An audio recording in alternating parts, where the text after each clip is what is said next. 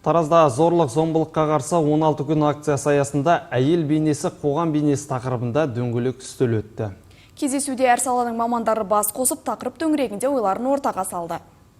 Жыл сайын әлем елдерінде 25 қарашада гендерлік зорлық-зомбылыққа қарсы белсенділіктің 16 күн атты әйелдерге зорлық-зомбылықты жою науқаны басталып, ол 10 желтоқсанға дейін жалғасады.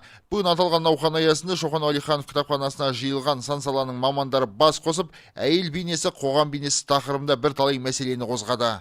Бұл жердегі мақсат қоғамда көптеп орын алып жатқан тұрмыстық зорлық-зомбылықтың алдын алуға бағытталған іс-шараларды ашық талқылау, түрлі саланың мамандарын, спикерлерді жинап, осы саланың осындай мәселенің алдын алуға, жалпы қоғамда тұрмыстық зорлық-зомбылықты болдырмаудың профилактикасы, одан шығудың жолы, осы мәселелер кеңінен талқыланып жатыр. Жиында алғаш болып мәселе көтерген Жамбыл облыстық полиция департаментінің өкілі Гүлсара Мұхтарқұлованың айтуынша 2023 жылдың 11 айлық көрсеткіші бойынша облысымызда нәзік жандыларға қатысты 1335 қылмыстық іс тіркелсе, олардың ішінде отбасылық әйелдерге қатысты 20 қылмыстық іс тіркеліпті.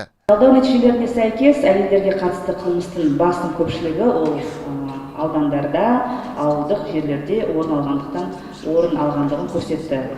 Бұл әсіресе Қордай, Шу, Меркі аудандарында жиі тіркелуде. Сондай-ақ кездесу барысында Жамбыл телеарнасының директоры Гүлбаршын Құланбаева аталған тақырып аясында облыстық арнаның біршама жұмыстар атқарғанын тілге тиек етті. Бұл бағытта бұқаралық ақпарат құралдарынан көптеген бағдарламалармен қатар өздеріңіз білесіздер, бақыт кілті болды қазір.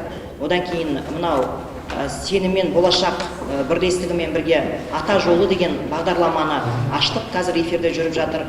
Көрерменнің көп сұранысына ие болған бағдарлама.